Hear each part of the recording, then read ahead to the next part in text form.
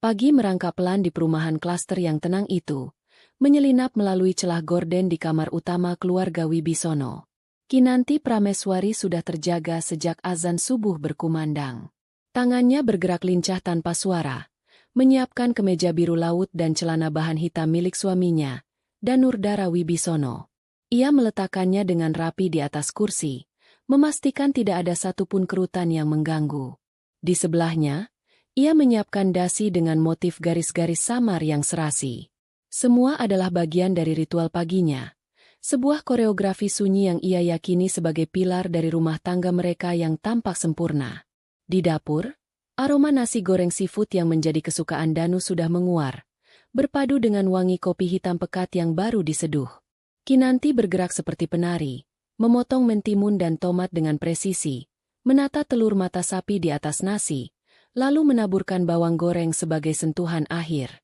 Meja makan kecil di sudut dapur sudah tertata. Piring Danu, lengkap dengan segelas jus jeruk, dan piringnya sendiri yang lebih sederhana. Dari luar, siapapun yang melihat akan menyebut kehidupan mereka adalah sebuah potret kebahagiaan. Danurdara, seorang manajer yang karirnya sedang menanjak di sebuah perusahaan konsultan ternama. Kinanti, seorang istri yang mendedikasikan seluruh hidupnya untuk mendukung sang suami. Rumah mereka, sebuah unit 2 lantai yang cicilannya masih berjalan, selalu bersih dan tertata rapi. Pagi, suara serak Danu terdengar dari belakang. Ia berjalan menuju meja makan, sudah rapi dengan pakaian yang disiapkan Kinanti. Ia menarik kursi tanpa menoleh pada istrinya. Matanya langsung tertuju pada layar ponsel di tangannya. "Pagi, Mas. Sarapannya sudah siap," jawab Kinanti lembut, meletakkan secangkir kopi di samping piring Danu. Danu hanya bergumam sebagai jawaban. Jarinya terus menggulir layar ponsel, membaca berita bisnis atau mungkin membalas email pagi. Kinanti duduk di seberangnya, mulai menyantap sarapannya dalam diam. Keheningan seperti ini sudah menjadi hal biasa. Dulu, di awal pernikahan mereka, meja makan ini selalu ramai dengan celoteh dan tawa. Mereka akan berbagi cerita tentang mimpi-mimpi mereka. Danu yang ingin menjadi direktur sebelum usia 40, dan Kinanti yang bercita-cita membuka firma konsultannya sendiri, melanjutkan gairahnya di bidang analisis bisnis yang pernah ia tekuni hingga meraih gelar magister dari universitas di luar negeri. Tapi mimpi Kinanti perlahan terkikis oleh waktu dan permintaan. "Nanti saja ya, sayang. Tunggu aku mapan dulu," kata Danu dulu. Lalu berubah menjadi, "Kalau kamu kerja, nanti rumah siapa yang urus?"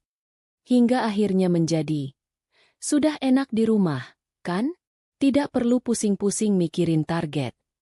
Kinanti pun menyerah, menenggelamkan ijazah dan segala ambisinya di dasar lemari, menggantinya dengan buku-buku resep dan daftar belanjaan.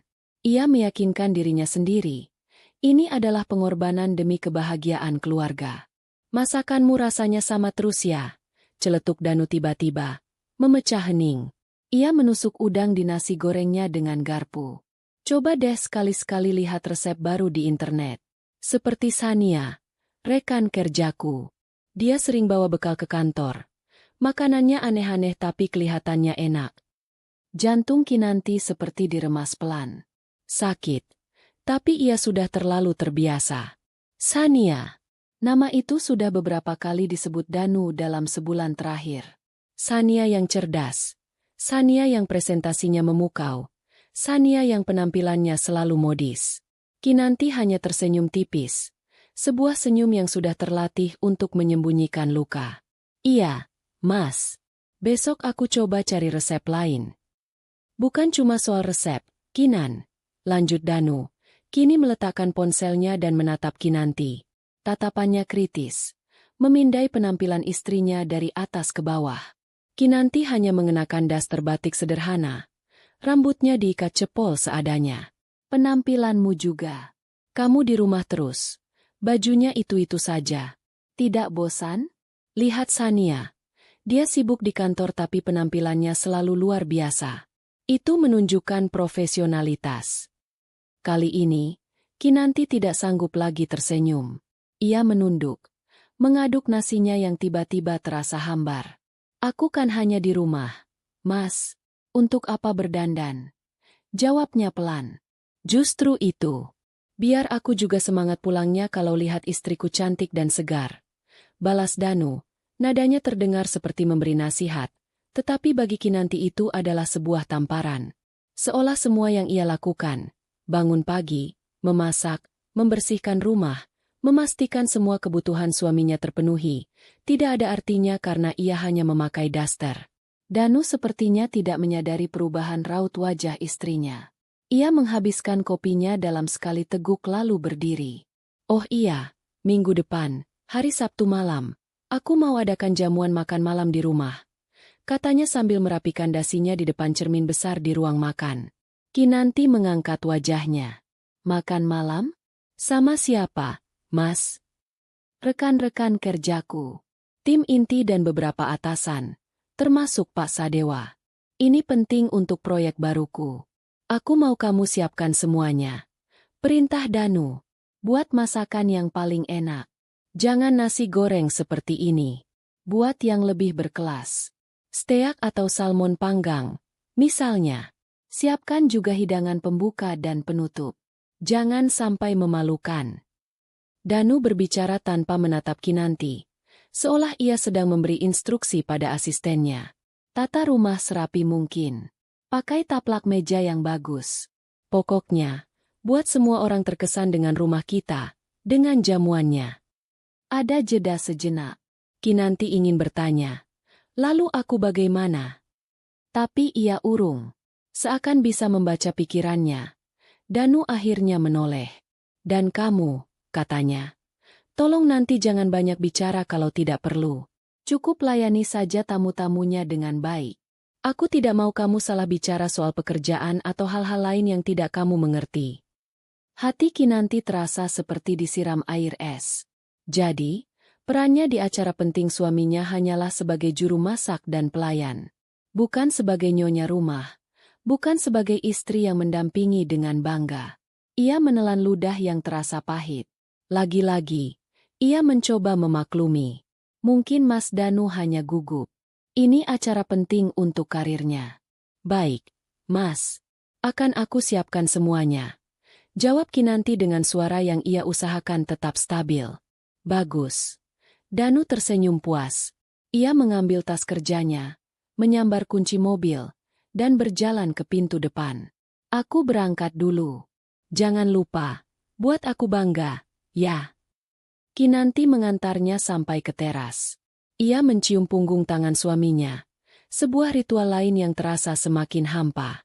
Setelah mobil Danu menghilang di tikungan jalan, Kinanti masih berdiri termangu di depan pintu. Angin pagi meniup helai rambutnya yang terlepas dari ikatan. Rumah yang besar dan rapi ini tiba-tiba terasa begitu kosong dan dingin. Surga kecil yang ia bangun dengan tangannya sendiri, ternyata memiliki retakan-retakan tak terlihat yang semakin hari semakin menganga lebar. Dan ia merasa, dirinya perlahan-lahan jatuh ke dalam celah keretakan itu. Selama seminggu penuh, Kinanti mengubah rumahnya menjadi pusat komando persiapan acara. Ia membersihkan setiap sudut rumah hingga berkilau, bahkan sudut-sudut yang jarang terjamah. Ia menata ulang perabotan di ruang tamu agar terasa lebih luas dan nyaman untuk menyambut tamu. Ia menghabiskan waktu berjam-jam di depan laptop, bukan untuk mengurus bisnis impiannya, melainkan untuk mencari resep hidangan ala restoran bintang 5. Daftar belanjaannya panjang dan rumit, penuh dengan bahan-bahan impor yang harganya menguras sebagian besar uang bulanan yang diberikan Danu. Tapi ia tidak peduli. Ini demi karir suaminya. Demi kebanggaan suaminya. Pada hari Sabtu itu, sejak pagi buta, dapur sudah seperti medan perang bagi Kinanti.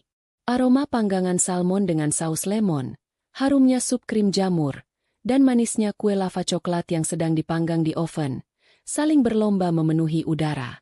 Tangannya cekatan mengolah bahan, menumis, memanggang, dan menata hidangan di piring-piring saji terbaik mereka. Pukul 6 sore, semua hidangan telah siap. Meja makan panjang sudah tertata dengan taplak putih bersih, peralatan makan perak yang mengilap, dan bunga lili segar di tengahnya. Rumah itu tampak sempurna, hangat, dan mengundang. Kinanti sendiri baru sempat mandi kilat dan berganti pakaian.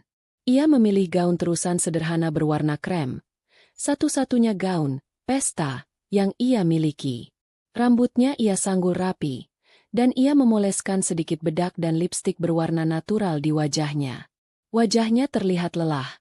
Ada lingkaran samar di bawah matanya, tetapi ia menutupinya dengan senyuman tulus. Ia siap menyambut tamu-tamu suaminya. Danu pulang setengah jam kemudian. Sudah rapi dengan setelan jas mahal. Ia berkeliling rumah, memeriksa setiap detail dengan tatapan seorang inspektur. Lumayan, komentarnya singkat, tanpa sedikit pun pujian atas kerja keras Kinanti selama seminggu. Ingat pesanku tadi. Jangan banyak bicara. Kinanti hanya mengangguk. Hatinya yang tadi sempat berbunga melihat hasil kerjanya, kini kembali layu. Satu persatu tamu mulai berdatangan. Kinanti menyambut mereka di pintu dengan senyum ramah, memperkenalkan dirinya sebagai Kinanti, istri Danu.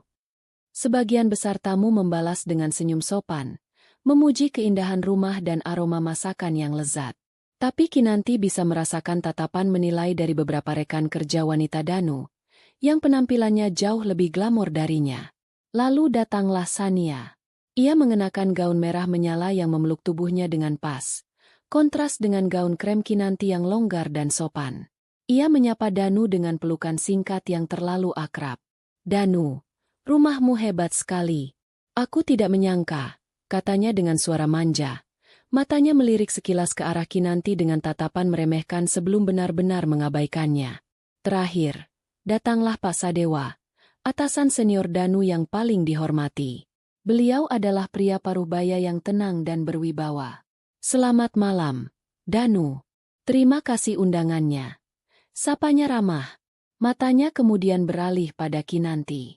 "Dan ini pasti Nyonya Wibisono. Senang bertemu dengan Anda. Rumah Anda sangat nyaman." "Terima kasih, Pak. Silakan masuk," jawab Kinanti, merasa sedikit lebih dihargai. Jamuan makan malam pun dimulai. Danu menjadi pusat perhatian, menceritakan berbagai kisah suksesnya di kantor dengan penuh semangat. Kinanti lebih banyak berdiam di dapur, memastikan semua hidangan keluar tepat waktu dan minuman para tamu selalu terisi. Ia hanya sesekali duduk di meja makan, tetapi merasa seperti orang asing di rumahnya sendiri. Setiap kali ia mencoba ikut dalam percakapan ringan, Danu akan memberinya tatapan tajam, seolah menyuruhnya diam. Puncak dari semua hidangan adalah salmon panggang saus lemon yang disajikan sebagai hidangan utama. Semua tamu memujinya. "Danu, ini luar biasa," kata salah seorang rekan kerjanya. "Kamu pesan catering dari mana? Aku harus tahu kontaknya." Danu tertawa bangga, seolah pujian itu ditujukan untuknya. Pak Sadewa, yang duduk di ujung meja, juga tampak sangat terkesan. Ia meletakkan garpu dan pisaunya sejenak, menatap ke sekeliling dengan tatapan mengapresiasi. Semuanya tertata dengan sangat baik malam ini. Hidangannya, suasananya, semuanya sempurna. "Ini semua yang siapkan siapa, Danu? Benar-benar luar biasa," puji Pak Sadewa dengan tulus. Semua mata kini tertuju pada Danu, menunggu jawabannya. Kinanti, yang baru saja kembali dari dapur membawa air minum tambahan, tersenyum kecil. Inilah momennya. Sedikit pengakuan atas kerja kerasnya di depan semua orang penting ini akan menebus semua rasa lelahnya. Ia melangkah mendekati meja, siap untuk menerima pujian itu bersama suaminya. Danu melihat istrinya mendekat. Ia tersenyum lebar, senyum yang paling angkuh dan merendahkan yang pernah Kinanti lihat. Dengan suara yang sengaja dikeraskan agar semua orang bisa mendengar, ia menunjuk ke arah Kinanti dengan dagunya dan berkata, "Oh, ini Kinanti, bibi yang bantu-bantu di rumah. Rajin dia." Waktu seolah berhenti. Suara denting garpu yang tidak sengaja jatuh ke piring terdengar begitu nyaring di tengah keheningan yang tiba-tiba melanda. Udara yang tadinya hangat dan penuh tawa, kini terasa beku dan tajam. Kinanti merasa kakinya lemas, seolah lantai marmer di bawahnya berubah menjadi lumpur hisap. Kata-kata itu, diucapkan oleh suaminya sendiri, di depan semua orang, terasa seperti belati yang menusuk tepat di jantungnya. Ia bisa merasakan puluhan pasang mata menatapnya. Ada yang menatap dengan kasihan, ada yang bingung, dan dari sudut matanya, ia bisa melihat senyum kemenangan yang tipis di bibir Sania. Dunia Kinanti hancur berkeping-keping. Semua pengorbanannya, kerja kerasnya, cintanya, seolah diinjak-injak hingga tak berbentuk di depan altar kesombongan suaminya. Kepalanya berdengung. Ia ingin berteriak, menangis, melempar semua piring mahal itu ke wajah Danu. Tapi ia tidak melakukannya. Di tengah reruntuhan hatinya, sesuatu yang lain mulai tumbuh. Sesuatu yang dingin, keras, dan tajam. Ia menarik napas dalam-dalam, menahan badai yang bergejolak di dalam dadanya. Ia menegakkan punggungnya. Keputusasaan yang tadinya hampir menenggelamkannya kini berubah menjadi sebuah tekad yang membara. Permainan ini, ia tidak akan membiarkan Danu memenangkannya dengan cara seperti ini. Kinanti mengangkat wajahnya, memasang senyum paling tenang dan paling sopan yang bisa ia kumpulkan. Ia menatap lurus ke arah Pak Sadewa, lalu ke seluruh tamu yang masih terpaku dalam keheningan yang canggung. Dengan suara yang jelas dan mantap, ia berkata, "Bapak dan Ibu, ada yang mau tambah minum? Atau mungkin ingin coba kue coklatnya? Baru saja matang dari oven." Sikapnya yang tak terduga itu membuat semua orang semakin terkejut. Danu menatapnya dengan kaget, tidak menyangka istrinya akan bereaksi seperti itu. Ia mengira Kinanti akan lari ke kamar sambil menangis, menciptakan drama yang memalukan. Tapi Kinanti justru memainkan perannya dengan sempurna. Terlalu sempurna. Ia telah menerima status pembantu yang diberikan suaminya, dan kini ia akan memainkannya sampai akhir, mengubah panggung sandiwara Danu menjadi panggung penghakimannya sendiri. Malam itu, di tengah malam penuh hinaan, seorang istri yang patuh telah mati, dan seorang ratu yang pendendam mulai membuka matanya. Pertunjukan Kinanti baru saja dimulai. Ucapannya yang tenang dan profesional, menawarkan kue coklat seolah tidak ada hal luar biasa yang baru saja terjadi, memiliki efek yang lebih dahsyat daripada teriakan histeris. Keheningan yang sempat pecah oleh denting garpu kini berubah menjadi dengungan canggung. Para tamu saling berpandangan, tidak tahu bagaimana harus bersikap. Mereka datang untuk makan malam bisnis yang santai, bukan untuk menonton drama rumah tangga yang kejam. Danu adalah orang yang paling bingung. Ia menatap Kinanti dengan mulut sedikit terbuka. Rencananya sederhana, membuat lelucon kecil, merendahkan istrinya yang dianggapnya kampungan di depan teman-temannya yang modern, lalu menegaskan posisinya sebagai pria sukses yang memegang kendali penuh. Ia mengharapkan drama, tangisan, atau setidaknya wajah cemberut yang akan membuatnya semakin terlihat superior. Ia tidak pernah menduga akan mendapat respon seperti ini. Kinanti tidak hanya menerima peran yang ia berikan, ia memerankannya dengan begitu sempurna hingga Danu sendiri yang kini terlihat seperti sutradara amatir yang kehilangan kendali atas pertunjukannya. "Oh, tidak usah, Kinan. Kami sudah kenyang," kata salah seorang rekan kerja Danu, mencoba mencairkan suasana. Kinanti tersenyum, senyum seorang pramuniaga hotel bintang 5. "Tidak apa-apa, Bapak. Dicicipi sedikit saja. Ini resep baru. Saya khawatir rasanya kurang pas." Mas Danurdara sangat detail soal makanan, jawabnya. Setiap kata dipilih dengan hati-hati. Ia tidak memanggilnya Mas Danu, seperti biasa, melainkan Mas Danurdara, menciptakan jarak formal. Dan kalimat terakhirnya adalah sebuah tusukan halus, menggambarkan suaminya sebagai majikan yang cerewet. Tanpa menunggu jawaban lebih lanjut, ia berbalik anggun ke arah dapur. Beberapa saat kemudian, ia kembali dengan nampan berisi piring-piring kecil berisi kue lava coklat yang masih hangat, dengan lelehan coklat di tengahnya. Ia menyajikannya satu persatu kepada setiap tamu. Gerakannya efisien dan tanpa suara. Saat ia sampai di hadapan Sania, wanita itu menatapnya dengan senyum mengejek. "Wah, rajin sekali ya, Bibi, di sini. Serba bisa." Kinanti tidak terpancing. Ia meletakkan piring kue di depan Sania dengan senyum yang sama. "Terima kasih, Bu Sania. Semoga Ibu suka. Saya dengar dari Mas Danurdara, selera Ibu sangat tinggi." Pujian itu terdengar tulus, tetapi ada nada lain di baliknya. Sebuah pengakuan bahwa ia tahu Sania adalah standar pembanding yang selalu digunakan suaminya. Sania kehilangan kata-kata. Senyumnya sedikit memudar. Kinanti melanjutkan tugasnya. Ia berkeliling, menawarkan kopi atau teh. Pak Sadewa, kopinya hitam tanpa gula, betul? Tanyanya saat berada di samping atasan suaminya. Pak Sadewa mengangkat alisnya, terkejut sekaligus terkesan. Benar sekali.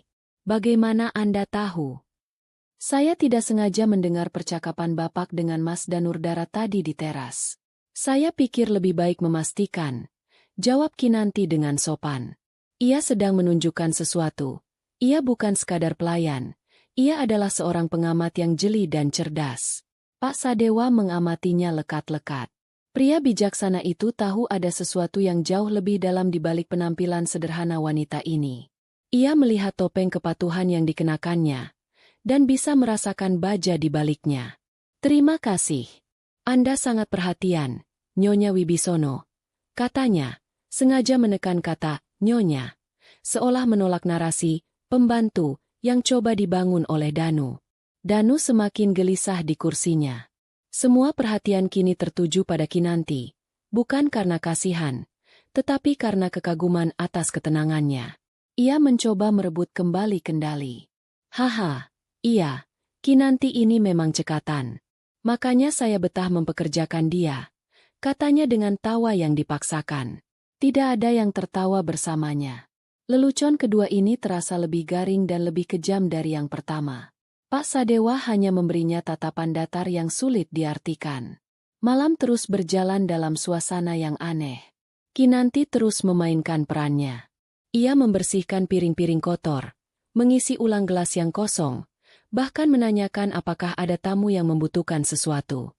Seorang istri rekan kerja Danu mencoba membantunya. Mbak Kinanti, sudah, tidak usah repot-repot. Biar saya bantu bawa piringnya ke dapur. Kinanti dengan lembut menolak. Terima kasih banyak, Bu. Tapi tidak perlu. Ini sudah tugas saya. Ibu dan Bapak nikmati saja acaranya. Setiap kali ia mengucapkan kata, tugas, ia bisa merasakan Danu tersentak di kursinya. Satu persatu, para tamu mulai pamit pulang, jauh lebih cepat dari yang diperkirakan. Mereka merasa tidak nyaman berlama-lama. Saat mengantar mereka ke pintu, Kinanti tetap berdiri sedikit di belakang Danu, seperti posisi seorang asisten. Terima kasih banyak atas jamuannya, Danu. Dan terima kasih untuk Anda, Nyonya Kinanti. Semuanya luar biasa, kata Pak Sadewa saat berpamitan. Ia menjabat tangan Danu, lalu beralih ke Kinanti dan sedikit menundukkan kepalanya sebagai tanda hormat. Sebuah gestur kecil yang memiliki makna besar. Gestur itu seolah berkata, saya melihat Anda, dan saya tahu siapa Anda sebenarnya. Setelah mobil terakhir meninggalkan halaman, dan pintu depan ditutup, keheningan yang berat menyelimuti rumah itu. Topeng Kinanti akhirnya terlepas. Wajahnya yang tadi tersenyum ramah kini menjadi datar dan dingin seperti es. Ia berbalik, tidak mempedulikan Danu yang masih berdiri mematung di dekat pintu, dan langsung berjalan ke meja makan. Ia mulai membereskan piring-piring kotor, menumpuknya dengan hati-hati. Suara denting piring dan gelas menjadi satu-satunya bunyi yang mengisi ruangan. Itu bukan suara beres-beres yang biasa. Itu adalah suara amarah yang tertahan. Setiap piring yang ia letakkan di nampan seolah membawa beban penghinaan yang ia rasakan. Danu akhirnya bergerak. Ia melonggarkan dasinya, mencoba terlihat santai. Kamu hebat juga ya aktingnya tadi, ujarnya dengan tawa canggung. Ia mencoba mengubah situasi memalukan itu menjadi sebuah permainan peran yang mereka menangkan bersama. Kinanti tidak menjawab. Ia terus bekerja, seolah Danu hanyalah perabot tak terlihat di dalam ruangan. Punggungnya yang lurus dan tegap adalah sebuah pernyataan. Kinan, aku bicara padamu, kata Danu lagi. Nadanya mulai menunjukkan kekesalan. Kenapa diam saja? Acara tadi sukses, kan? Semua orang suka makanannya. Kinanti berhenti sejenak. Tanpa menoleh, ia berkata dengan suara rendah dan tanpa emosi. Piringnya masih banyak yang kotor. Lalu ia melanjutkan pekerjaannya, membawa tumpukan piring ke dapur. Danu mengikutinya, frustrasi karena diabaikan. Ayolah, jangan seperti anak kecil. Aku kan cuma bercanda. Kamu tahu aku tidak sungguh-sungguh. Di dapur, Kinanti meletakkan tumpukan piring di wastafel dengan sedikit hentakan, menimbulkan bunyi yang cukup keras. Ia membuka keran air dan mulai mencuci. Air yang mengalir deras seolah menjadi perisai, meredam semua ucapan Danu. Kinanti, bentak Danu, kesabarannya habis. Ia mematikan keran air dengan paksa. Dengarkan kalau aku bicara. Kinanti perlahan memutar tubuhnya menghadap Danu. Tangannya masih basah dan bersabun. Matanya menatap lurus ke mata suaminya. Dan untuk pertama kalinya malam itu, Danu melihat sesuatu yang berbeda di sana. Bukan lagi tatapan lembut dan penuh cinta. Yang ada hanyalah kekosongan yang dingin dan luas. Seperti danau beku di musim dingin. Ada lagi yang bisa saya bantu, Pak Danurdara? Tanyanya dengan suara monoton. Panggilan itu membuat Danu terkesiap. Berhenti memanggilku seperti itu. Aku ini suamimu. Suami saya tidak akan memperkenalkan saya sebagai pembantunya di depan semua orang. Balas Kinanti. Setiap katanya tajam dan menusuk. Melihat pertahanan Kinanti yang kokoh, Danu kehabisan akal. Ia mendengus kesal. Terserah kamulah. Dasar sensitif. Ia berbalik dan meninggalkan dapur. Membanting pintu kamarnya dengan keras. Suara bantingan itu menggema di seluruh rumah. Tanda kekalahannya. Kinanti tetap berdiri di dapur yang sunyi. Air masih menetes dari tangannya ke lantai. Ia tidak menangis. Rasanya ia sudah melewati titik di mana air mata bisa keluar. Yang ia rasakan adalah kebas. Ia menyelesaikan mencuci semua piring, mengeringkannya, dan menatanya kembali ke dalam lemari. Ia membersihkan meja, menyapu lantai, dan mematikan semua lampu. Ia melakukan semua tugas itu dengan ketelitian seorang robot. Setelah memastikan semuanya bersih dan rapi, ia berjalan melewati kamar tidur utama mereka yang pintunya tertutup rapat. Ia tidak berhenti. Ia terus berjalan ke ujung lorong, membuka pintu kamar tamu yang jarang dipakai, masuk ke dalamnya, dan mengunci pintu dari dalam. Suara, klik, dari kunci itu adalah suara terakhir malam itu. Suara yang mendeklarasikan sebuah perpisahan, sebuah batas yang tidak akan pernah bisa Danu lewati lagi. Di dalam kamar yang gelap, Kinanti duduk di tepi ranjang. Topengnya telah ia tanggalkan, dan kini ia membiarkan dirinya merasakan segalanya. Sakit, marah, kecewa, dan di tengah semua itu, sebuah benih rencana mulai berakar di dalam benaknya yang beku. Pagi datang membawa serta hawa dingin yang tak biasa. Bukan karena cuaca, melainkan karena atmosfer di dalam rumah. Kinanti terbangun di kamar tamu saat langit masih berwarna kelabu. Ia tidak tidur nyenyak, pikirannya terus berputar, memutar ulang setiap detik penghinaan dari malam sebelumnya. Namun, ia tidak lagi merasa hancur.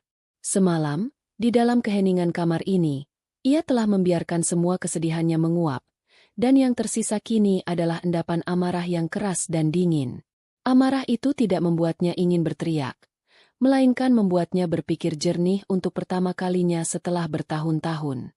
Ia bangkit dari tempat tidur, merapikannya dengan sempurna, lalu pergi mandi. Rutinitasnya berubah total. Biasanya, ia akan langsung ke dapur, menyiapkan sarapan dan kopi untuk Danu. Pagi ini, ia berjalan lurus ke halaman belakang. Ia membuat secangkir teh untuk dirinya sendiri dan duduk di kursi rotan menghadap taman kecil yang ia rawat. Ia menghirup udara pagi, merasakan embun di dedaunan, membiarkan pikirannya fokus. Ini adalah deklarasi kemerdekaan pertamanya. Di dalam kamar utama, Danu terbangun karena alarm ponselnya. Ia meraba sisi tempat tidur di sebelahnya dan mendapatinya kosong dan dingin. Ia mengerutkan kening. Biasanya, Kinanti sudah membangunkannya dengan lembut atau setidaknya sudah ada aroma masakan dari dapur. Ia bangkit dengan perasaan jengkel. Ia yakin Kinanti hanya merajuk dan sandiwaranya akan segera berakhir. Ego lelakinya memberitahunya bahwa Kinanti tidak akan bisa bertahan lama tanpanya. Ia keluar kamar dengan langkah arogan, siap untuk menerima permintaan maaf atau setidaknya wajah cemberut yang bisa ia luluhkan dengan sedikit bujukan. Namun, yang ia temukan adalah dapur yang sepi. Tidak ada sarapan di meja. Tidak ada kopi di mesin pembuat kopi. Kosong. Amarahnya langsung tersulut. "Kinanti," panggilnya keras. Tidak ada jawaban. Ia berjalan ke seluruh penjuru rumah dan akhirnya menemukan istrinya duduk santai di taman belakang. Menyesap tehnya seolah tidak ada beban di dunia. Pemandangan itu membuatnya semakin murka. "Apa-apaan ini?" bentaknya sambil berdiri menjulang di hadapan Kinanti. "Kenapa kamu tidur di kamar tamu? Kenapa tidak siapkan sarapan? Kamu pikir kamu siapa?" Rentetan pertanyaan itu keluar begitu saja. Semuanya berpusat pada dirinya dan kebutuhannya yang tidak terpenuhi. Kinanti meletakkan cangkir tehnya dengan tenang di meja kecil di sampingnya. Ia mendongak, menatap suaminya dengan tatapan yang tidak lagi menunjukkan rasa takut atau hormat. "Selamat pagi, Mas." Sapanya dingin. "Aku pikir pembantu tidak tidur di kamar yang sama dengan majikannya. Dan mengenai sarapan, bukankah tugas saya hanya saat ada acara jamuan makan malam saja? Acara tadi malam sudah selesai." Jawaban itu, yang diucapkan dengan logika yang memutarbalikkan hinaannya sendiri, membuat Danu terdiam sesaat. Ia tidak siap dengan perlawanan secerdas ini. Wajahnya memerah karena marah dan malu. "Berhenti dengan omong kosong ini. Aku cuma bercanda tadi malam. Kamu ini kenapa jadi sensitif sekali? Bawa perasaan." Kinanti tersenyum tipis. Senyum yang sama sekali tidak mencapai matanya. Lelucon itu seharusnya membuat semua orang tertawa. "Mas, tapi tadi malam, seingatku yang tertawa hanya Bu Sania. Rekan-rekanmu yang lain menatapku dengan kasihan, dan menatapmu." Ia berhenti sejenak, memilih katanya dengan presisi, dengan tatapan yang sulit dijelaskan. Mungkin campuran antara jijik dan tidak percaya. Skakmat. Danu merasa seperti ditinju. Ia tidak bisa menyangkal kebenaran itu. Ia ingat betul tatapan datar Pak Sadewa. Ia beralih ke argumen lain, mencoba menarik kartu senioritasnya di dunia kerja. "Kamu tidak akan mengerti. Ini namanya strategi pergaulan di kantor. Biar mereka lihat aku ini orang yang santai, punya selera humor, tidak kaku seperti robot. Ini dunia kerja, bukan dunia arisan ibu-ibu." "Aku mungkin memang sudah lama meninggalkan dunia kerja," balas Kinanti. Suaranya tetap tenang namun menusuk. "Tapi aku masih punya gelar magister di bidang bisnis. Dan aku tahu betul bedanya antara strategi dan penghinaan. Yang kamu lakukan tadi malam itu bukan strategi untuk membangun citra, Mas. Itu adalah tindakan putus asa untuk menghancurkan harga diri istrimu demi memoles egomu yang rapuh." Setiap kata Kinanti adalah peluru yang tepat sasaran. Danu terpojok. Semua argumen rasionalnya dimentahkan. Dalam kepanikannya, ia mengeluarkan senjata terakhirnya. Senjata paling beracun yang selalu ia simpan untuk saat-saat seperti ini. "Harga diri?" Ia tertawa sinis. Tawa yang penuh dengan racun. "Memangnya apa harga dirimu? Kamu itu siapa sekarang? Kamu cuma seorang ibu rumah tangga yang tidak punya penghasilan. Kamu hidup dari uangku. Makan dari uangku. Semua yang kamu pakai itu aku yang beli. Seharusnya kamu itu berterima kasih, bukan malah berlagak punya harga diri." Hening. Kata-kata itu menggantung di udara pagi yang sejuk, meracuninya. Inilah dia. Inilah inti dari semua masalah mereka. Inilah cara Danu memandang istrinya selama ini. Bukan sebagai pasangan hidup, tetapi sebagai properti, sebagai beban yang harus berterima kasih karena telah diberi makan. Tembok pertahanan terakhir di hati Kinanti runtuh. Bukan runtuh karena kesedihan, tetapi runtuh karena semua ilusi tentang pernikahan mereka telah hancur lebur menjadi debu. Sebuah air mata akhirnya berhasil lolos dari sudut matanya, tetapi ia dengan cepat menyekanya dengan punggung tangannya. Itu bukan air mata kelemahan, melainkan air mata perpisahan. Ia berdiri dari kursinya. Tingginya hampir sejajar dengan Danu. "Kamu benar," katanya dengan suara bergetar. "Bukan karena takut, tapi karena emosi yang meluap. Aku memang hidup dari uangmu. Dan itu adalah kesalahan terbesarku. Kesalahan karena percaya bahwa pengorbananku akan dihargai. Kesalahan karena berpikir kamu adalah partner, bukan pemilik. Tanpa mengucapkan sepatah kata pun lagi, ia berjalan melewati Danu, masuk ke dalam rumah. Ia tidak membanting pintu atau menangis. Ia hanya berjalan dengan langkah yang mantap. Danu ditinggalkan sendirian di taman, dikelilingi oleh bunga-bunga indah yang dirawat oleh wanita yang baru saja ia hancurkan hatinya. Ia merasa menang, tetapi kemenangan itu terasa hampa dan dingin. Kinanti tidak pergi ke kamar tamu. Ia berjalan menuju sebuah ruangan di ujung lorong yang sudah lama tidak ia masuki. Ruang kerja lamanya, yang kini lebih mirip gudang. Tumpukan majalah lama, kardus-kardus kosong, dan barang-barang tak terpakai memenuhi ruangan itu. Di sudut ruangan, tertutup kain putih berdebu, ada sebuah meja kerja dan sebuah laptop tua. Dengan energi baru yang lahir dari amarahnya, ia mulai membersihkan ruangan itu. Ia membuang semua barang yang tidak perlu, mengelap debu yang tebal. Beberapa jam kemudian, ruangan itu kembali terlihat seperti ruang kerja. Ia membuka laptopnya. Setelah beberapa kali mencoba, laptop itu menyala dengan suara kipas yang berisik. Ia membuka folder-folder lama. Di sana, tersimpan seluruh kehidupannya yang dulu. Tesis magisternya, proposal-proposal bisnis yang pernah ia rancang, sertifikat-sertifikat penghargaan atas prestasinya di universitas. Melihat semua itu seperti bertemu kembali dengan sahabat lama yang telah ia lupakan. Ia adalah Kinanti Prameswari, peraih beasiswa penuh, lulusan terbaik, seorang analis bisnis yang brilian. Bukan sekadar bibi yang bantu-bantu di rumah. Jarinya berhenti pada sebuah folder bernama kontak. Ia mencari sebuah nama, Ibu Ratih.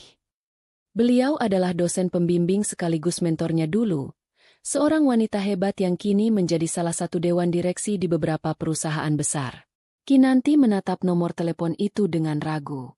Sudah hampir 5 tahun ia tidak menghubunginya. Tapi keraguan itu hanya sesaat. Ia mengambil ponselnya, menarik napas dalam-dalam, dan menekan tombol panggil. Jantungnya berdebar kencang. Halo? Suara lembut dan berwibawa terdengar dari seberang. Selamat pagi, Bu Ratih. Maaf mengganggu. Ini saya, Kinanti. Kata Kinanti, suaranya sedikit bergetar pada awalnya. Ada jeda sejenak. Kinanti? Kinanti Prameswari? Ya ampun, Nak, bagaimana kabarmu? Ibu kira kamu hilang di telan bumi. Seru Bu Ratih dengan hangat. Kehangatan itu membuat pertahanan Kinanti sedikit goyah. Matanya terasa panas. Kabar saya baik, Bu. Ibu sendiri bagaimana? Setelah berbasa-basi sejenak, Kinanti langsung ke pokok permasalahan. Begini, Bu. Saya menelepon karena saya berencana untuk kembali bekerja. Kembali aktif di dunia bisnis. Saya tahu ini sudah sangat lama. Tapi apakah menurut Ibu masih ada kesempatan untuk saya? Kesempatan selalu ada untuk orang berbakat sepertimu, Kinan. Jawab Bu Ratih tanpa ragu. Kebetulan sekali kamu menelepon. Ada sebuah perusahaan investasi dari Singapura, Phoenix Capital, sedang mencari mitra strategis di Indonesia untuk ekspansi besar-besaran.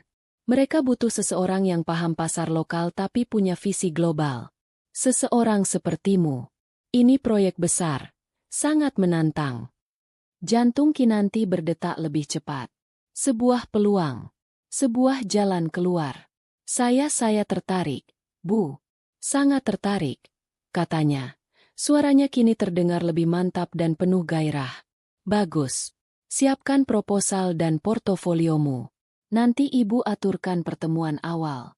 Tunjukkan pada mereka kalau macan yang tertidur ini sudah bangun. Kata Bu Ratih penuh semangat. Panggilan itu berakhir beberapa menit kemudian. Kinanti meletakkan ponselnya di meja. Ia menatap layar laptopnya yang gelap. Di sana, ia melihat pantulan wajahnya. Lelah, dengan mata yang sedikit bengkak. Tetapi ada kilatan api baru di dalam sorot matanya. Itu bukan lagi tatapan kosong seorang istri yang kalah. Itu adalah tatapan seorang pejuang yang baru saja menemukan kembali senjatanya. Rencana balas dendamnya bukan lagi sekadar angan-angan. Hari ini, rencana itu telah mengambil napas pertamanya. Perang dingin di rumah keluarga Wibisono telah dimulai. Rumah yang dulu hangat kini memiliki dua kutub yang terpisah. Danu di kutub arogansi dan kebingungan, sementara Kinanti berada di kutub ketenangan yang mematikan. Mereka hidup di bawah atap yang sama, terkadang makan di meja yang sama, tetapi ada dinding kaca tebal tak terlihat di antara mereka. Kinanti telah mengubah strateginya. Ia tidak lagi melayani Danu dengan cinta, melainkan dengan efisiensi seorang manajer rumah tangga. Sarapan tetap tersedia, tetapi hanya roti panggang dengan selai.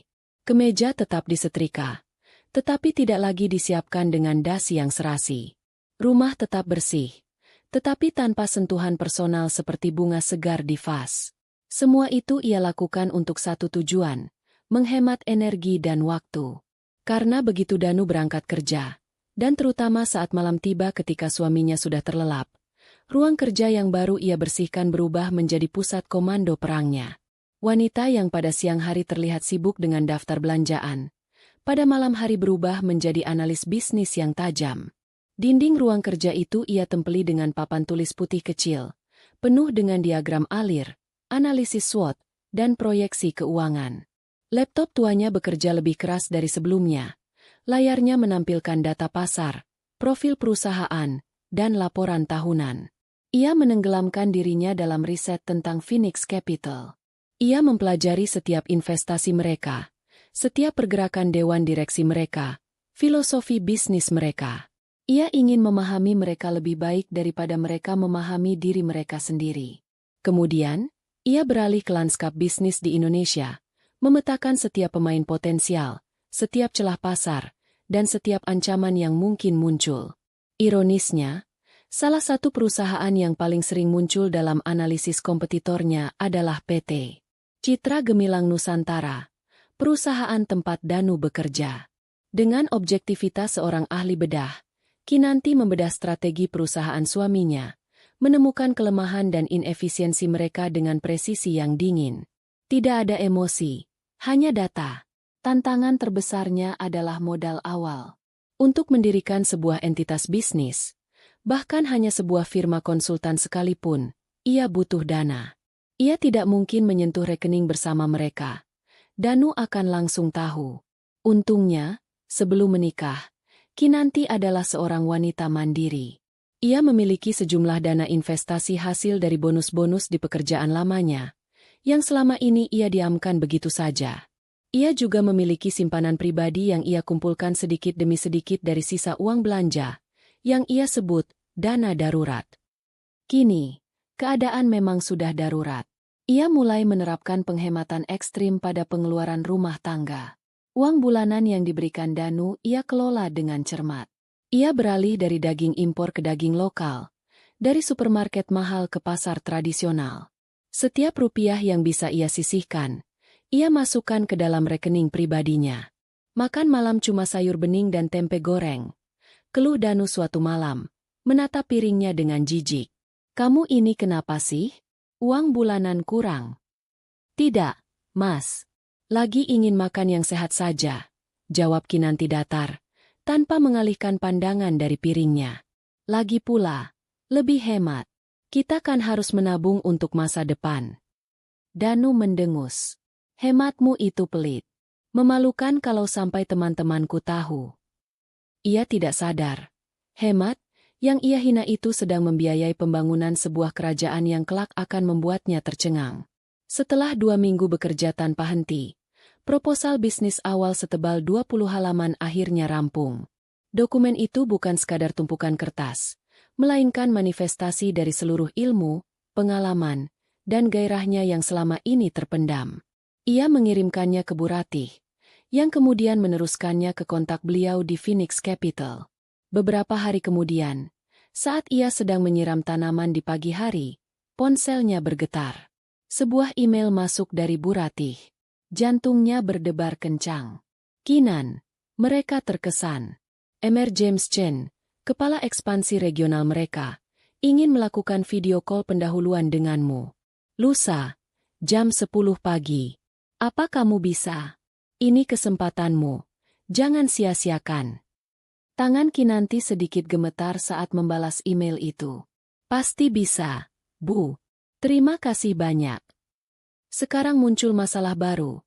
Bagaimana cara melakukan panggilan video penting di rumah tanpa sepengetahuan Danu? Lusa adalah hari kerja. Danu pasti di kantor. Tapi melakukan panggilan sepenting ini di rumah terasa sangat berisiko. Ia butuh tempat yang profesional dan koneksi internet yang stabil. Ia tidak bisa mengambil risiko koneksi terputus atau suara tukang roti lewat di tengah-tengah presentasinya. Sebuah ide muncul di benaknya. Ia menelepon Danu pada malam harinya. Halo, Mas. Maaf mengganggu. Aku cuma mau kasih tahu. Lusa pagi aku mau pergi. Ada reuni kecil sama teman-teman kuliah dulu. Mungkin sampai sore baru pulang. Terserah. Jawab Danu dari seberang telepon. Nadanya tidak peduli. Jangan lupa siapkan makan malam sebelum pergi. Pada hari yang ditentukan, Kinanti bangun lebih pagi dari biasanya. Ia menyiapkan makan malam untuk Danu dan menyimpannya di lemari es. Lengkap dengan catatan cara memanaskannya. Sebuah tugas terakhir dari seorang istri yang patuh. Kemudian, ia masuk ke kamarnya. Ia tidak mengenakan daster atau kaos sederhana. Dari dalam lemari, dari bagian paling belakang yang tersembunyi, ia mengeluarkan sebuah blazer berwarna biru tua yang sudah lama tidak ia sentuh. Ia memadukannya dengan kemeja putih bersih dan celana bahan hitam. Ia menata rambutnya dengan rapi, dan untuk pertama kalinya setelah sekian lama, ia merias wajahnya dengan riasan profesional. Saat ia menatap cermin, yang balas menatapnya bukanlah Kinanti istri Danurdara. Yang ada di sana adalah Kinanti Prameswari, MSc. Seseorang yang siap menaklukkan dunia. Ia mengambil tas laptopnya, memasukkan semua dokumen yang diperlukan, dan memesan taksi online. Tujuannya bukan kafe atau mal tempat reuni biasa diadakan, melainkan sebuah coworking space modern di pusat distrik bisnis Jakarta. Ia menyewa sebuah meeting POD, kedap suara untuk 1 jam. Tepat pukul 10 WIB, panggilan video dari Singapura masuk. Di layar muncul wajah seorang pria Tionghoa berusia 40-an, berkacamata, dengan tatapan tajam dan analitis. James Chen. Selamat pagi, Mrs. Prameswari. Terima kasih sudah meluangkan waktu Anda. Sapanya dalam bahasa Inggris yang fasih. Selamat pagi, Mr. Chen. Suatu kehormatan bagi saya. Balas Kinanti. Suaranya tenang dan percaya diri. Chen terlihat sedikit skeptis pada awalnya. Di atas kertas, Kinanti adalah kandidat yang aneh. 5 tahun vakum dari dunia profesional adalah waktu yang sangat lama. Proposal Anda menarik. Tapi rekam jejak Anda berhenti 5 tahun yang lalu. Boleh saya tahu apa yang Anda lakukan selama ini? Kinanti sudah mengantisipasi pertanyaan ini. Selama 5 tahun terakhir, saya mengambil peran yang berbeda, Mr. Chen. Saya menjadi CEO untuk sebuah unit bisnis yang sangat kompleks dan menantang, yaitu sebuah rumah tangga. Saya mengelola keuangan, logistik, sumber daya manusia, dan melakukan negosiasi setiap hari. Saya mungkin tidak menghasilkan profit dalam bentuk uang, tapi saya berhasil mempertahankan aset agar terus berjalan efisien. Saya percaya, keahlian itu sangat relevan. Jawaban itu membuat Mr. Chen sedikit terkejut, lalu tersenyum tipis. Cerdas. Selama 45 menit berikutnya, Kinanti mempresentasikan analisis awalnya dengan brilian. Ia tidak hanya bicara data, ia bercerita tentang denyut nadi pasar Indonesia, tentang kultur konsumen, tentang nuansa birokrasi yang tidak akan ditemukan di laporan riset manapun. Ia menunjukkan pemahaman yang mendalam dan intuisi yang tajam. Ia bukan lagi seorang analis yang membaca data. Ia adalah seorang ahli strategi yang menafsirkan masa depan. Sangat mengesankan, Mrs. Prameswari, kata Mr. Chen di akhir panggilan. Nada skeptisnya telah sepenuhnya hilang, digantikan oleh kekaguman. Kami ingin Anda mengajukan proposal yang lebih detail. Lengkap dengan model bisnis dan proyeksi 5 tahun ke depan.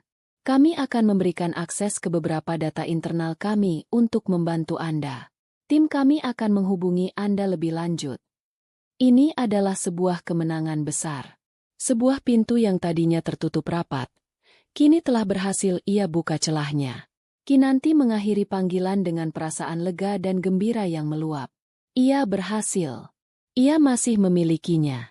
Kemampuan yang ia kira telah mati terkubur di bawah tumpukan popok dan resep masakan, ternyata hanya tertidur.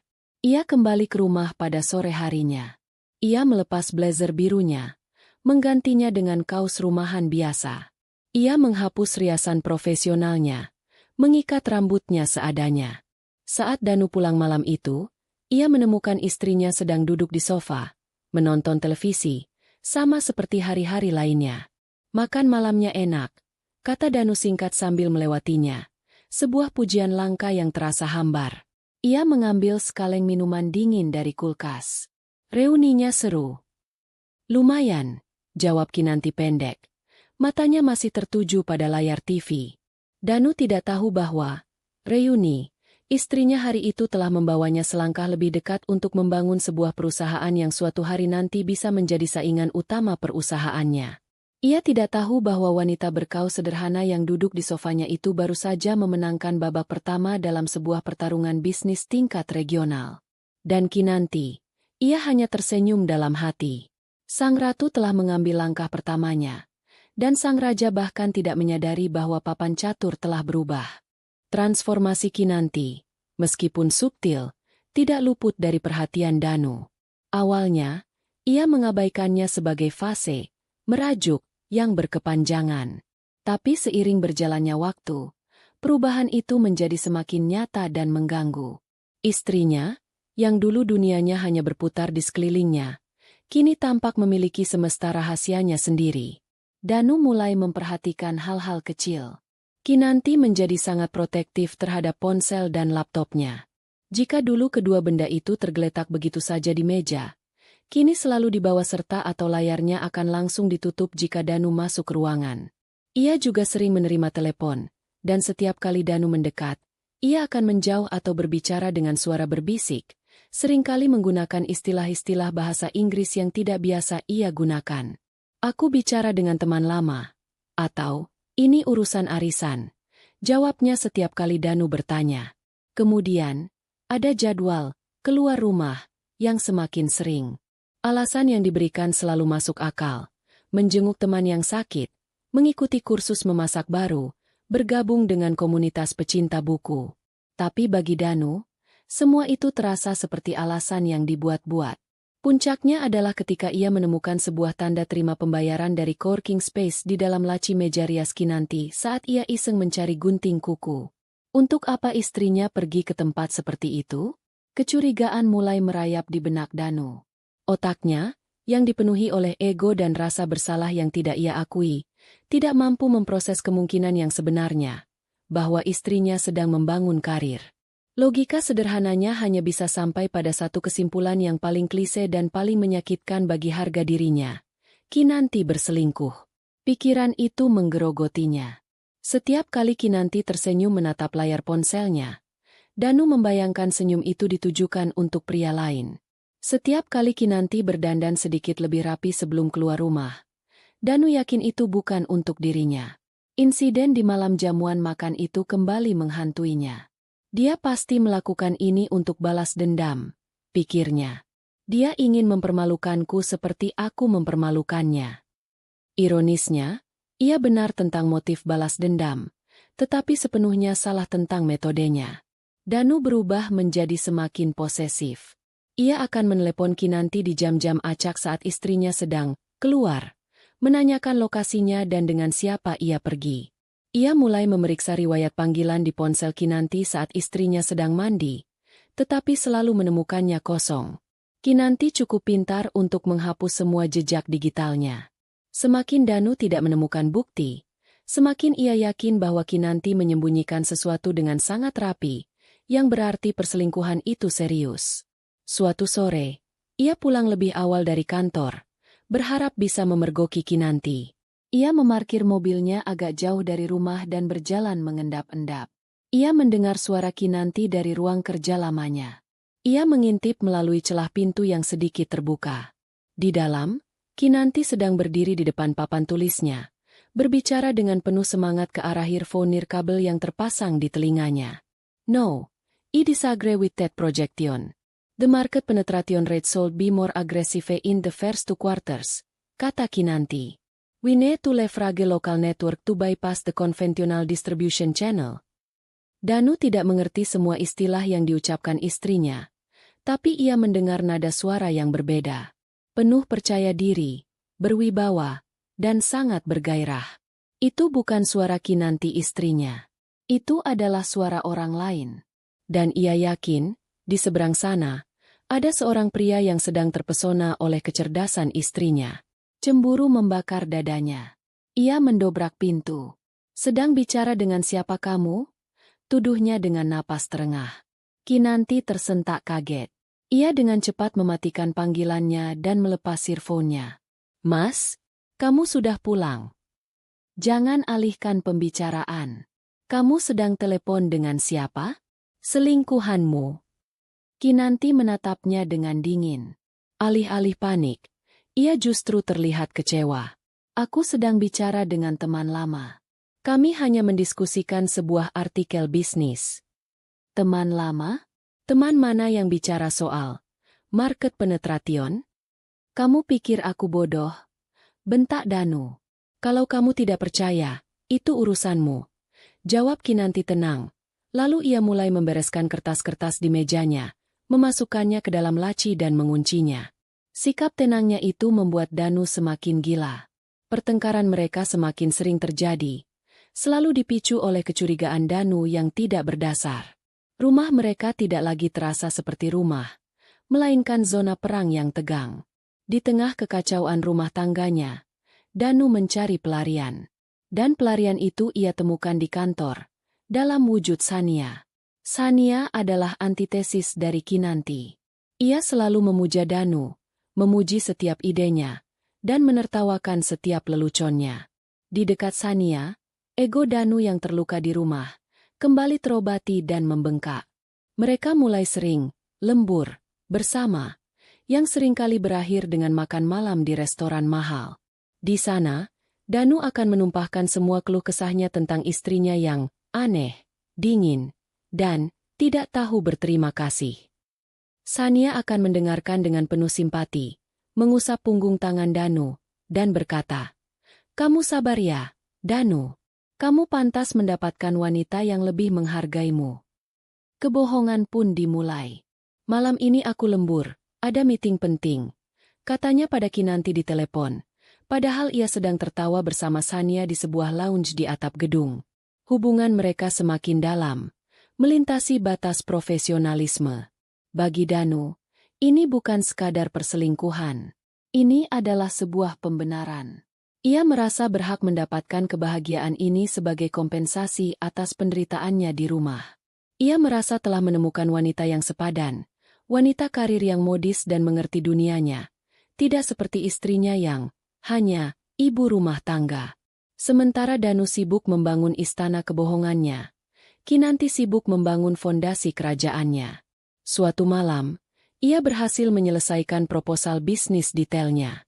Ratusan halaman analisis, proyeksi, dan strategi yang ia kerjakan dengan darah, keringat, dan air mata yang tak terlihat. Ia mengirimkannya ke Phoenix Capital tepat sebelum tenggat waktu. Beberapa hari kemudian, sebuah email balasan masuk. Jantungnya berdebar begitu kencang saat membukanya. Email itu dari Mr. Chen sendiri. "Dear Mrs. Prameswari, kami telah meninjau proposal Anda secara menyeluruh. Dewan direksi kami di Singapura sangat terkesan dengan kedalaman analisis dan visi strategis Anda. Proposal Anda adalah salah satu yang terkuat yang pernah kami terima. Kami ingin mengundang Anda untuk terbang ke Singapura minggu depan, untuk melakukan presentasi final di hadapan Dewan Direksi. Semua biaya perjalanan dan akomodasi akan kami tanggung." Kinanti membaca email itu 3 kali untuk memastikan ia tidak salah. Singapura. Presentasi final. Ini adalah lompatan kuantum. Ia berhasil. Air mata haru akhirnya membasahi pipinya. Ia menatap keluar jendela. Langit malam tampak begitu cerah. Di saat yang hampir bersamaan, di sebuah restoran Italia yang remang-remang, Ponsel Danu bergetar. Sebuah pesan masuk dari Sania. Malam ini jadi, kan? Aku sudah tidak sabar. Danu tersenyum dan membalas. Pasti. Aku akan bilang pada istriku ada perjalanan dinas mendadak ke Bandung. Ia meneguk wainnya, merasa seperti raja dunia. Ia tidak tahu bahwa di belahan kota lain, istrinya yang ia remehkan baru saja menerima tiket untuk terbang jauh lebih tinggi, ke panggung yang tidak akan pernah bisa ia jangkau. Danu sedang sibuk menggali lubang untuk pernikahannya, sementara Kinanti sedang sibuk membangun landasan pacu untuk lepas landas. Alasan yang diberikan Kinanti kepada Danu adalah sebuah kebohongan yang dirancangnya dengan sempurna, dibalut dengan kain kebenaran emosional. Bude Lastri di Solo sakit keras. Mas, sepertinya stroke. Aku diminta pulang sama sepupu-sepupu. Harus ke sana beberapa hari untuk bantu merawat. Bude Lastri adalah sosok yang dihormati di keluarga besar mereka. Alasan itu begitu kuat dan mendesak, sehingga Danu, meskipun kesal karena ditinggal, tidak punya dasar untuk curiga atau melarang. Ya sudah. Berapa lama? Tanyanya ketus. Mungkin 3 atau 4 hari. Aku belum tahu pasti. Jawab Kinanti sambil memasukkan beberapa setel pakaian sederhana ke dalam tas kecil. Pakaian yang cocok untuk image seorang keponakan yang sedang berduka dan merawat orang sakit. Blazer biru tua dan kemeja sutranya tersembunyi di kompartemen rahasia di dalam kopernya yang lebih besar. Jangan lupa transfer uang kalau di sana butuh apa-apa, kata Danu lagi, lebih sebagai formalitas untuk menunjukkan bahwa ia adalah suami yang bertanggung jawab daripada bentuk kekhawatiran tulus. Pagi harinya, Kinanti berangkat ke bandara diantar oleh taksi online. Saat pesawat lepas landas, meninggalkan daratan Jakarta yang padat, Kinanti merasakan beban yang luar biasa terangkat dari pundaknya. Ini bukan sekadar penerbangan ke Singapura. Ini adalah penerbangan menuju kebebasannya. Setiap meter ketinggian yang ia capai seolah menjauhkannya dari sosok Kinanti yang lemah dan terinjak-injak. Di atas awan, ia merasa bisa bernapas lega untuk pertama kalinya setelah sekian lama. Kontrasnya begitu tajam. Beberapa hari yang lalu, ia masih menghitung setiap rupiah sisa uang belanja. Hari ini, ia dijemput oleh mobil mewah dari Bandara Changi dan diantar ke sebuah hotel bintang 5 di kawasan Marina Bay. Semua difasilitasi oleh Phoenix Capital. Kamar hotelnya lebih luas dari separuh lantai bawah rumahnya, dengan jendela raksasa yang menyuguhkan pemandangan gemerlap kota Singapura. Untuk sesaat, ia terpana. Tapi ia tidak membiarkan kemewahan itu melenakan dirinya. Ia datang untuk berperang, bukan untuk berlibur. Ia menghabiskan sisa hari itu dan sepanjang malam untuk mempersiapkan presentasinya. Ia tidak tidur. Ditemani kopi hitam pekat dari layanan kamar, ia memoles setiap slide, mengantisipasi setiap pertanyaan, dan melatih setiap kalimat yang akan ia ucapkan hingga tertanam di luar kepala. Ia melakukan panggilan video singkat dengan Bu Ratih, yang memberinya suntikan semangat terakhir. Ingat siapa dirimu, Kinan. Kamu bukan cuma mempresentasikan bisnis, kamu mempresentasikan dirimu. Buat mereka melihat macan di dalam dirimu. Sementara Kinanti mempersiapkan pertempuran terpenting dalam hidupnya, Danu memulai perjalanan dinasnya sendiri. Ia berkendara ke sebuah resort mewah di kawasan Lembang, Bandung. Di lobi yang megah, Sania sudah menunggunya, tersenyum lebar. Mereka check-in ke kamar yang bersebelahan. Akhir pekan mereka diisi dengan hal-hal yang dangkal, berenang di kolam renang dengan pemandangan lembah, makan malam romantis dengan lilin, dan percakapan-percakapan ringan seputar gosip kantor dan keluhan-keluhan hidup. Akhirnya bisa santai juga. Di rumah stres terus. Keluh Danu sambil menyesap minumannya di tepi kolam. Kasihan kamu. Harusnya kamu dapat istri yang bisa jadi partner diskusi, bukan yang cuma bikin pusing. Timpal Sania sambil mengoleskan losion tabir surya di lengannya. Danu merasa dimengerti dan dikagumi. Ia merasa inilah kehidupan yang pantas ia dapatkan. Sebuah kehidupan ilusi yang dibangun di atas kebohongan. Kontras dengan realitas monumental yang sedang diciptakan istrinya ribuan kilometer jauhnya.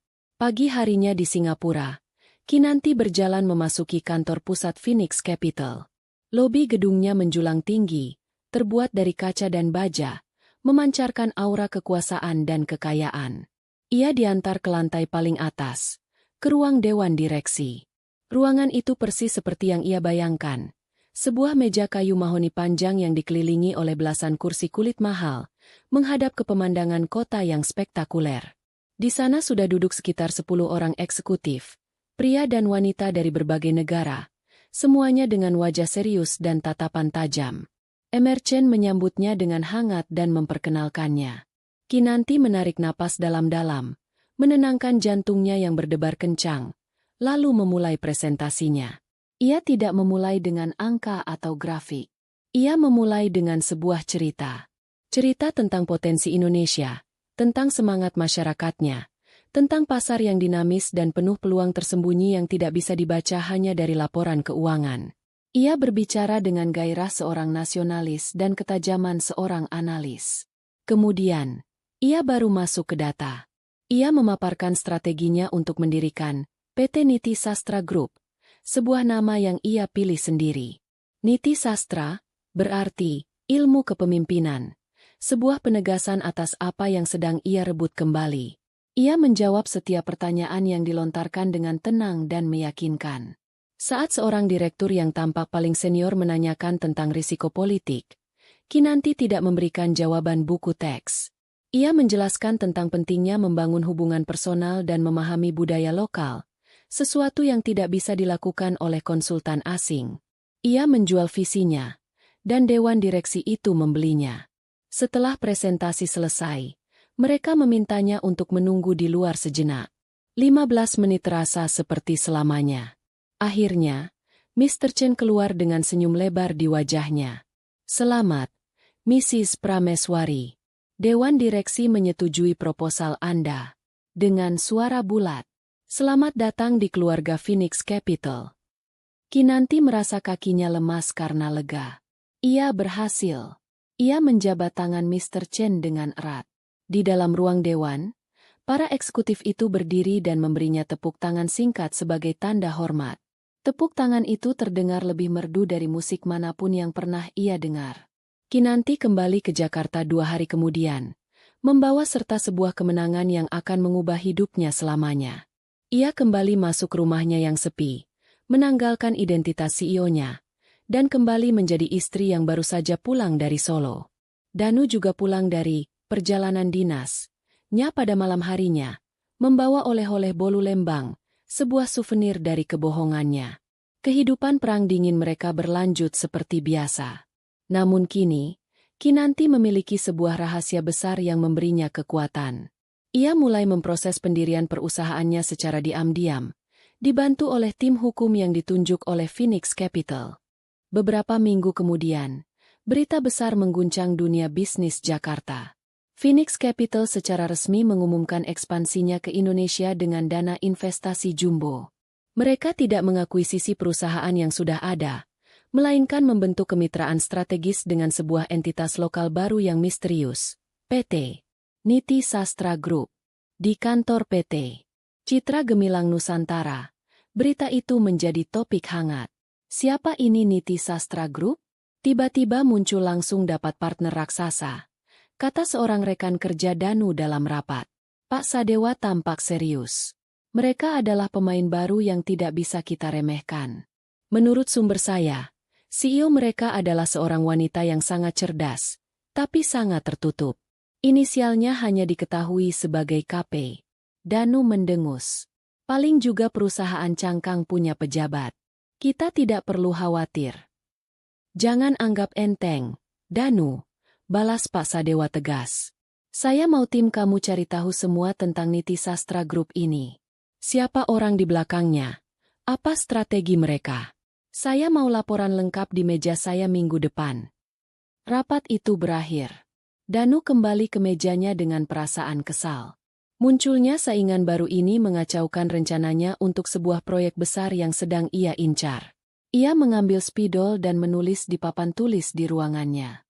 Huruf-huruf kapital yang tegas. Analisis kompetitor, PT Niti Sastra Group. IO, KP. Ia menatap tulisan itu dengan geram, sama sekali tidak menyadari bahwa ia sedang menatap nama perusahaan yang didirikan oleh istrinya, dan inisial dari wanita yang tidur di kamar sebelah setiap malam. Ia sedang ditugaskan untuk menyelidiki misteri, yang jawaban sesungguhnya ada di rumahnya sendiri. Bulan-bulan berikutnya adalah periode transformasi total bagi Kinanti. Ia secara resmi pindah dari rumahnya bersama Danu. Alasannya sederhana dan logis. Ia menyewa sebuah apartemen kecil di dekat pusat kota agar lebih mudah mengurus Bude Lastri yang sekarang dirawat di Jakarta. Danu, yang sudah tidak peduli dan sibuk dengan dunianya sendiri bersama Sania, menyetujuinya tanpa banyak tanya. Baginya, itu justru sebuah kelegaan. Apartemen kecil itu sebenarnya adalah markas besar sementara PT Niti Sastra Group. Dari sana, Kinanti bekerja siang dan malam. Ia merekrut tim inti, orang-orang terpilih dari jaringan lamanya yang ia percaya loyalitas dan kemampuannya. Dengan dana dari Phoenix Capital, Niti Sastra Group bergerak cepat dan agresif. Mereka tidak membuat keributan di media, tetapi pergerakan mereka di pasar terasa signifikan. Beberapa klien kecil yang tadinya diincar oleh perusahaan Danu, tiba-tiba beralih ke Niti Sastra. Di kantornya, Danu semakin frustrasi. Nama Niti Sastra dan inisial KP menjadi momok baginya. Setiap kali ia hampir mencapai kesepakatan, perusahaan misterius itu seolah sudah selangkah lebih maju. CEO mereka ini seperti hantu. Tidak pernah muncul di acara publik, tidak ada fotonya di internet, tapi strateginya selalu jitu. Keluh Danu pada Pak Sadewa. Pak Sadewa hanya menatapnya dengan tatapan penuh arti. Mungkin kamu hanya kurang teliti mencari, Danu. Puncak dari persaingan ini adalah saat pemerintah membuka tender untuk proyek pengembangan sistem teknologi terpadu untuk ibu kota baru. Proyek ini bernilai triliunan rupiah. Sebuah proyek penentu yang akan mengukuhkan posisi pemenangnya sebagai pemimpin industri selama dekade berikutnya.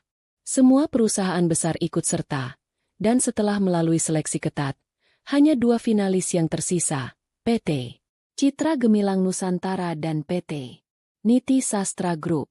Hari perhitungan telah ditetapkan. Kedua perusahaan akan memberikan presentasi final di hadapan Dewan Konsorsium Proyek, yang terdiri dari perwakilan pemerintah dan investor. Pagi di hari penentuan itu, 2 dunia yang berbeda bergerak secara paralel. Di apartemennya yang modern dan minimalis, Kinanti bersiap. Ia mengenakan setelan celana berwarna abu-abu arang yang dijahit khusus, dengan blus sutra berwarna gading di dalamnya. Rambutnya ditata dalam sanggul modern yang elegan.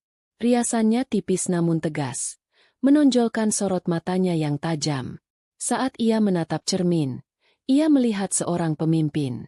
Tenang, fokus, dan siap untuk menang. Sementara itu, di rumah klaster mereka, Danu bersiap dengan penuh ketegangan. Ia mondar-mandir di kamar. Dasinya terasa mencekik. Ini meeting paling penting dalam hidupku, Kinan. Katanya di telepon pada Kinanti, sebuah panggilan formalitas yang jarang ia lakukan. Kalau proyek ini berhasil, aku bisa langsung naik jadi direktur. Semoga sukses, Mas. Jawab Kinanti dari seberang. Suaranya terdengar datar. Ia sedang berada di dalam mobil, dalam perjalanan menuju medan pertempuran. Lokasi presentasi adalah sebuah hotel mewah di pusat kota. Danu, Pak Sadewa, Sania, dan tim inti mereka tiba lebih awal. Mereka duduk di ruang tunggu yang disediakan.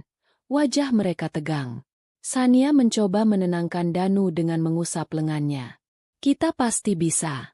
Kita lebih berpengalaman dari perusahaan kemarin sore itu. Danu mengangguk, mencoba meyakinkan dirinya sendiri. Siapa sih sebenarnya KP ini? Aku benar-benar penasaran seperti apa tampangnya. Pasti wanita tua yang galak. Tepat pukul 9 pagi, pintu ruang rapat utama terbuka. Perwakilan konsorsium mempersilakan tim dari PT Citra Gemilang Nusantara untuk masuk. Mereka mengambil tempat duduk di sisi kanan meja berbentuk U yang besar. Kursi di seberang mereka masih kosong. Beberapa menit kemudian, pintu kembali terbuka. Tim dari Niti Sastra Group masuk. Seorang pria parubaya yang menjadi direktur operasional, seorang wanita muda yang menjadi direktur keuangan, dan beberapa staf. Mereka semua tampak profesional dan tajam. Tapi pusat perhatian Danu tertuju pada sosok terakhir yang melangkah masuk. Waktu seolah melambat bagi Danu. Ia melihat sepasang sepatu hak tinggi berwarna hitam yang elegan melangkah di karpet tebal. Lalu pandangannya naik ke setelan abu-abu arang yang memancarkan aura kekuasaan. Jantungnya mulai berdebar tidak karuan saat ia melihat siluet tubuh yang terasa familiar itu. Dan akhirnya, pandangannya sampai pada wajahnya. Dunia Danu berhenti berputar. Udara seolah tersedot keluar dari paru-parunya. Wanita yang berjalan dengan penuh percaya diri ke kursi utama di seberang meja. Wanita yang menjadi pusat dari semua kekaguman dan misteri. Sang CEO jenius berinisial KP adalah Kinanti. Istrinya. Wanita yang ia sebut bibi di rumah. Wanita yang ia anggap tidak mengerti apa-apa soal dunia kerja. Wanita yang ia curigai berselingkuh karena pergi ke coworking space. Wajah Danu pucat pasi. Ia merasa darahnya surut dari wajahnya. Tangannya dingin. Ia menjatuhkan pulpen yang ia pegang, menimbulkan suara kecil yang tenggelam dalam keheningan syoknya. Di sebelahnya, Sania ternganga. Matanya membelalak tak percaya, seolah baru saja melihat hantu. Wanita sederhana yang ia ejek di pesta makan malam itu kini duduk di singgasana yang seharusnya menjadi miliknya. Rasa tidak percaya di wajahnya cepat berubah menjadi kilatan amarah dan rasa terhina yang luar biasa. Satu-satunya orang yang tidak terkejut adalah Pak Sadewa. Sejak lama ia sudah menduga. Sejak malam jamuan makan itu, ia tahu ada sesuatu yang istimewa pada diri Kinanti. Ia melihat kecerdasan di balik kesabarannya. Kini, semua kepingan puzzle itu menyatu dengan sempurna. Sebuah senyum tipis yang penuh kekaguman terukir di bibirnya. Ia melirik Danu yang tampak hancur. Lalu kembali menatap Kinanti dengan hormat. Kinanti sepenuhnya sadar akan efek kehadirannya. Saat ia berjalan menuju kursinya, tatapannya menyapu seluruh ruangan, dan sempat bertemu dengan mata Danu yang kosong selama sepersekian detik. Di matanya tidak ada dendam, tidak ada kemenangan. Yang ada hanya ketenangan seorang profesional yang datang untuk bekerja. Dan ketenangan itulah yang terasa paling menghancurkan bagi Danu. Pimpinan konsorsium mengetuk meja dengan pulpennya. Baik, terima kasih atas kehadiran tim dari PT Citra Gemilang Nusantara dan PT Niti Sastra Group. Sebelum kita memulai presentasi, mari kita mulai dengan perkenalan singkat dari masing-masing pimpinan tim.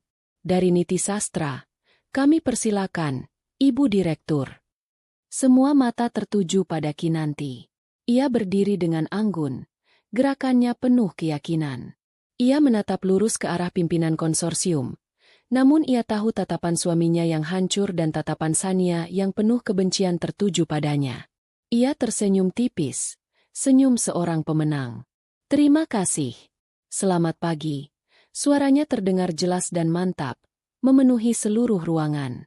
Nama saya Kinanti Prameswari, Chief Executive Officer dari Niti Sastra Group. Sebuah kehormatan bagi kami untuk berada di sini hari ini. Nama itu. Namanya yang diucapkan dengan jabatan setinggi itu, di panggung sebesar ini, adalah gema dari palu hakim yang baru saja mengetuk, menyatakan akhir dari dunia Danu Wibisono. Pertunjukan telah berakhir. Dan tirai baru saja terbuka untuk babak baru kehidupan Kinanti. Nama, Kinanti Prameswari, yang diucapkan dengan lantang di ruang rapat itu memiliki efek seperti sebuah ledakan bom sunyi. Getarannya tidak merusak gedung, tetapi menghancurkan realitas Danurdara Wibisono hingga menjadi debu. Untuk beberapa detik pertama, ia tidak bisa bergerak. Otaknya menolak untuk memproses informasi visual yang ditangkap matanya. Wanita yang berdiri dengan penuh wibawa di seberang meja itu adalah istrinya, tetapi pada saat yang sama, ia adalah orang yang benar-benar asing. Presentasi pun dimulai, dan pertunjukan horor bagi Danu baru saja mencapai puncaknya. Tim Niti Sastra Group maju lebih dulu. Kinanti tidak banyak bicara di awal. Ia mempersilakan Direktur Operasional dan Keuangannya untuk memaparkan detail teknis dan finansial. Timnya bekerja seperti orkestra yang padu. Setiap orang adalah maestro di bidangnya. Mereka menyajikan data yang solid, strategi yang inovatif, dan analisis risiko yang mendalam. Kemudian, tibalah giliran Kinanti untuk berbicara. Ia maju ke depan podium, Bukan untuk memaparkan angka, melainkan untuk menjual sebuah visi. Ia berbicara tentang bagaimana proyek ini bukan sekadar tumpukan beton dan kabel fiber optik, melainkan tentang membangun sebuah ekosistem digital yang akan memberdayakan jutaan rakyat Indonesia. Ia berbicara dengan kefasihan seorang orator ulung, matanya menyiratkan keyakinan yang tulus. Ia tidak hanya menguasai panggung, ia memilikinya. Para anggota konsorsium yang tadinya duduk dengan wajah datar, kini mencondongkan tubuh ke depan, mendengarkan dengan saksama, beberapa bahkan mengangguk-angguk setuju. Setelah Kinanti selesai, tepuk tangan terdengar di ruangan itu. Bukan tepuk tangan formalitas, melainkan tepuk tangan tulus yang penuh kekaguman. Kini giliran tim PT Citra Gemilang Nusantara. Itu adalah sebuah malapetaka. Danu, yang seharusnya memimpin presentasi, tampak seperti orang linglung. Ia maju ke depan dengan langkah gontai, matanya kosong. Saat ia membuka mulutnya, kata-kata yang keluar terbata-bata. Ia kehilangan alur pikirannya. Data-data penting yang sudah ia hafal di luar kepala tiba-tiba lenyap dari ingatannya. Ia menatap Kinanti sekilas, dan yang ia lihat bukanlah istrinya, melainkan seorang raksasa bisnis yang siap melahapnya. Melihat Danu goyah, Sania mencoba mengambil alih. Namun, gayanya yang agresif dan terlalu fokus pada keuntungan finansial terasa dangkal dan dingin dibandingkan dengan presentasi Kinanti yang humanis dan visioner. Tim mereka tampak panik dan tidak terkoordinasi. Pak Sadewa berusaha menyelamatkan situasi dengan menjawab beberapa pertanyaan teknis, tetapi kerusakan sudah terjadi. Presentasi mereka terasa seperti pertunjukan sirkus yang kacau balau setelah sebuah pertunjukan balet yang anggun. Dewan konsorsium bahkan tidak perlu waktu lama untuk berdiskusi. Setelah tim Danu selesai, mereka hanya berbisik-bisik selama beberapa menit. Kemudian, pimpinan konsorsium berdiri.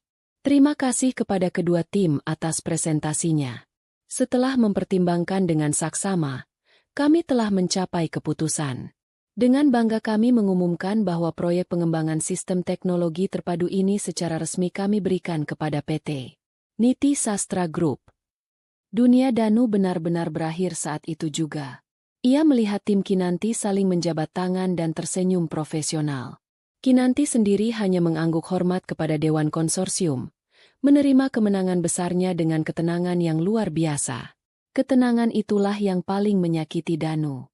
Ia berharap melihat ekspresi kemenangan yang congkak, ejekan, atau apapun. Tapi yang ia dapatkan hanyalah sikap profesional yang dingin, seolah ia dan perusahaannya hanyalah sebuah titik kecil dalam perjalanan besar Kinanti. Satu persatu orang mulai meninggalkan ruangan. Danu masih terpaku di kursinya, tidak sanggup bergerak. Pak Sadewa menepuk pundaknya. Ayo, Danu, tidak ada lagi yang bisa kita lakukan di sini, katanya dengan suara pelan, ada nada kasihan di dalamnya. Sania, di sisi lain, menatap Danu dengan tatapan jijik. Ini semua gara-gara kamu. Kenapa kamu jadi payah begitu di depan? Bisiknya tajam sebelum pergi begitu saja, meninggalkannya sendirian. Danu akhirnya tersadar. Ia harus bicara dengan Kinanti. Ia harus mendapatkan penjelasan. Dengan langkah panik, ia berlari keluar ruangan, menyusul Kinanti yang sedang berjalan menuju lift bersama timnya. Kinanti, tunggu, teriaknya, membuat beberapa orang di lobi menoleh. Kinanti berhenti.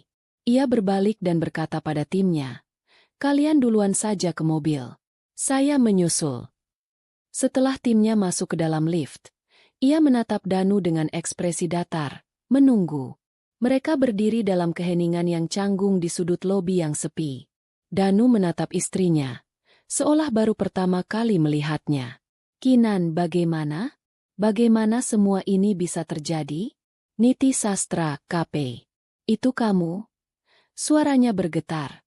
Iya, itu aku, jawab Kinanti singkat. Kenapa? Kenapa kamu tidak pernah bilang padaku? Kenapa kamu melakukan ini semua di belakangku? Bilang padamu? Kinanti tertawa kecil, tawa tanpa rasa geli. Bilang apa? Danu? Bilang kalau Bibi yang bantu-bantu di rumah ini sedang membangun perusahaan? Bilang kalau istri yang menurutmu tidak mengerti dunia kerja ini sedang merancang proposal bisnis bernilai triliunan? Kamu tidak akan percaya. Kamu hanya akan menertawakanku. Danu tersentak. Setiap kata Kinanti adalah tamparan. Jadi ini semua balas dendam? Kamu melakukan semua ini hanya untuk mempermalukanku? Tanyanya dengan putus asa. Kinanti menggeleng pelan. Awalnya, mungkin iya. Rasa sakit hatiku adalah bahan bakar pertamaku. Tapi di tengah jalan, aku sadar ini bukan lagi tentangmu. Ini tentangku. Ini tentang mengambil kembali hidupku yang pernah aku buang demi orang yang salah. Penghinaanmu malam itu bukanlah alasan kesuksesanku, Danu. Itu hanyalah pelatuknya. Senjatanya, kemampuanku, sudah aku miliki sejak dulu. Kamu saja yang terlalu buta untuk melihatnya. Mendengar itu, Danu hancur. Ia sadar ia tidak punya apa-apa lagi. Kemarahannya lenyap, digantikan oleh penyesalan yang begitu dalam hingga menyesakkan napas. Ia melangkah maju, mencoba meraih tangan Kinanti. Kinan, maafkan aku, isaknya. Air mata mulai mengalir di pipinya. Pria arogan itu kini menangis seperti anak kecil. Aku salah besar. Aku buta. Aku mohon, beri aku satu kesempatan lagi. Kita bisa perbaiki ini. Kita mulai dari awal. Kesuksesanmu ini juga kesuksesan kita bersama, kan? Sebagai suami istri. Ia bahkan mencoba mengklaim sebagian dari kemenangan itu. Aku yang mendorongmu jadi lebih baik, kan? Dengan caraku. Kinanti menarik tangannya dengan perlahan namun tegas. Tatapannya yang tadi dingin kini berubah menjadi tatapan kasihan. Kamu masih tidak mengerti juga, ya? Katanya lembut. Tidak ada lagi. Kita, Danu, sudah lama tidak ada. Dan jangan pernah berani-beraninya kamu mengklaim ini sebagai kesuksesan kita bersama. Kamu tidak ada di sana saat aku begadang sampai subuh. Kamu tidak ada di sana saat aku harus berjuang meyakinkan investor. Kamu ada di mana, Danu? Oh, iya. Kamu sedang perjalanan dinas ke Bandung. Nama, Bandung, disebut dengan penekanan yang membuat wajah Danu semakin pucat. Iya, ketahuan. Sudah selesai, kata Kinanti lagi. Suaranya kini kembali tegas. Semuanya sudah selesai. Ia membuka tas kerjanya yang elegan dan mengeluarkan sebuah amplop coklat tebal. Amplop yang sama sekali tidak terlihat seperti dokumen bisnis. Aku juga punya proposal terakhir untukmu, ujarnya sambil menyerahkan amplop itu ke tangan Danu yang gemetar. Danu membukanya perlahan. Di dalamnya, setumpuk kertas dengan kop surat dari sebuah kantor pengacara. Surat gugatan cerai. Di halaman terakhir, di atas meterai, tertera tanda tangan Kinanti yang tegas dan rapi. Aku sudah menandatanganinya, kata Kinanti. Di dalamnya juga ada surat perjanjian pembagian harta. Kamu boleh ambil rumah dan mobilnya. Aku tidak butuh itu semua. Aku hanya butuh kebebasanku kembali. Aku harap kamu bisa kooperatif dan segera menandatanganinya juga. Danu menatap kertas-kertas itu, lalu menatap Kinanti. Wanita di hadapannya bukan lagi istrinya. Ia adalah kekuatan alam yang tidak bisa ia hentikan. Kinajan. Pintanya lemah. Selamat tinggal, Danurdara, kata Kinanti, memanggil nama lengkapnya untuk terakhir kali. Ia berbalik dan berjalan menuju pintu keluar lobi hotel tanpa menoleh lagi. Setiap langkahnya membawanya semakin jauh dari masa lalunya yang kelam, dan semakin dekat menuju masa depannya yang cemerlang. Danu ditinggalkan sendirian di sudut lobi, memeluk amplop coklat itu seperti memeluk batu nisan dari pernikahannya. Di kantornya, berita kekalahan telak mereka sudah menyebar.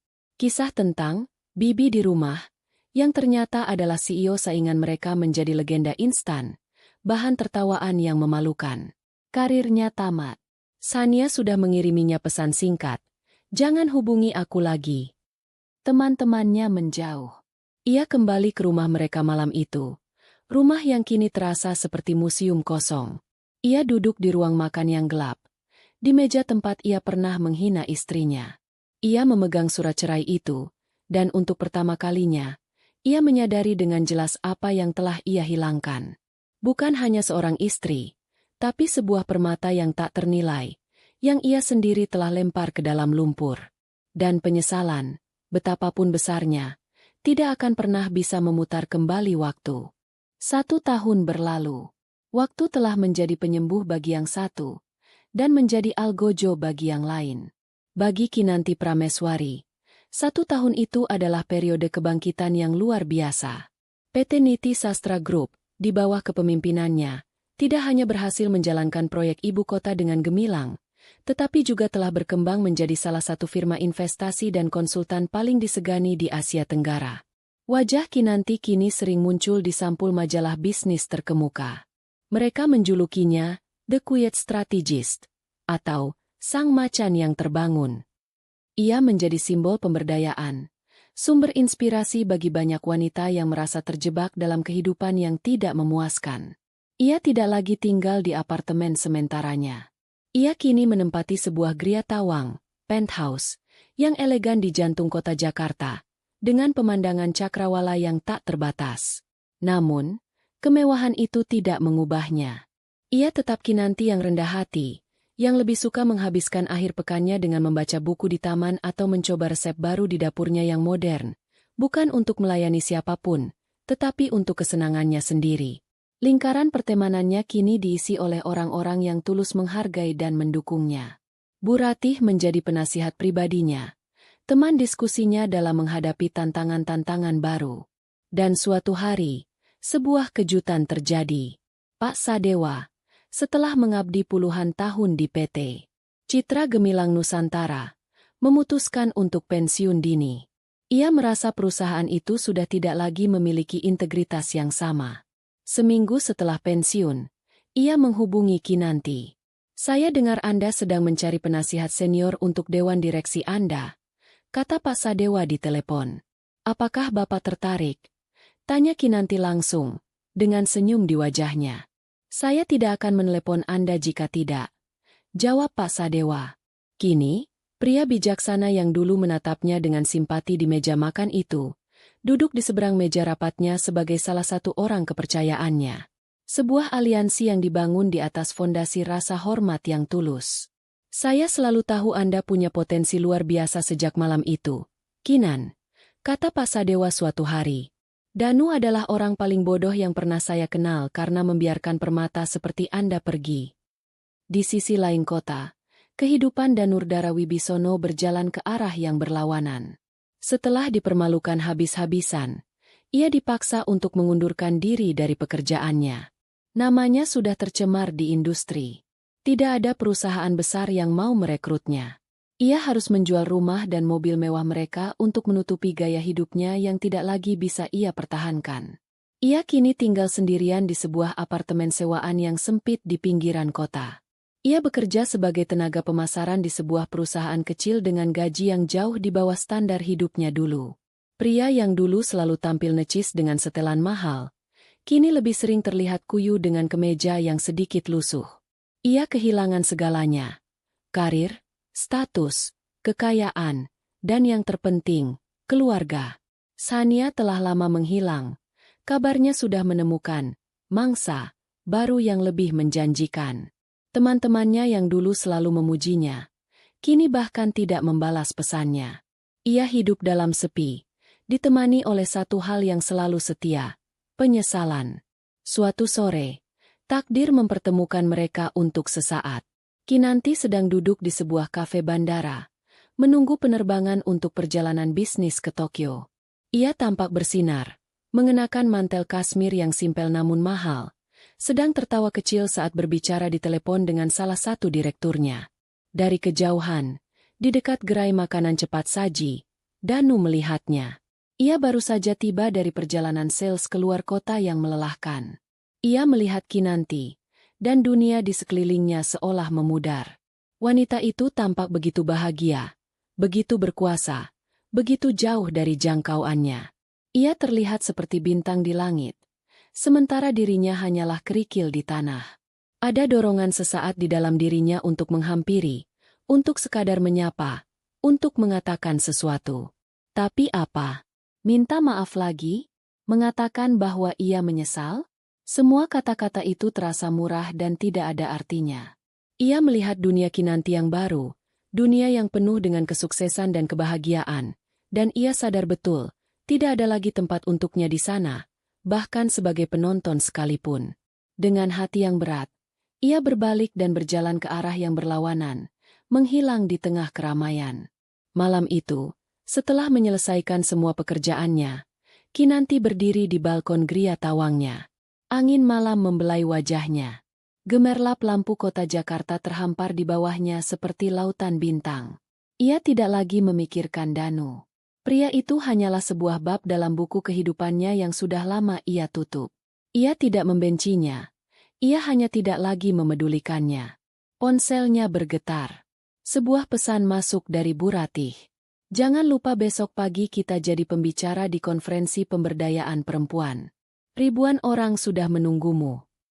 Kinanti tersenyum. Hidupnya kini penuh makna. Ia tidak lagi hidup untuk membuktikan sesuatu pada orang lain, tetapi untuk memenuhi potensinya sendiri dan menginspirasi orang lain untuk melakukan hal yang sama. Ia menatap fajar yang perlahan mulai menyingsing di ufuk timur, mewarnai langit yang gelap dengan semburat jingga dan emas. Itu bukan sekadar pergantian hari. Itu adalah fajar yang baru. Fajar yang sepenuhnya menjadi miliknya, yang ia raih dengan kekuatan, kecerdasan, dan keberaniannya sendiri. Dan di bawah langit yang cerah itu, ia siap untuk terbang lebih tinggi lagi.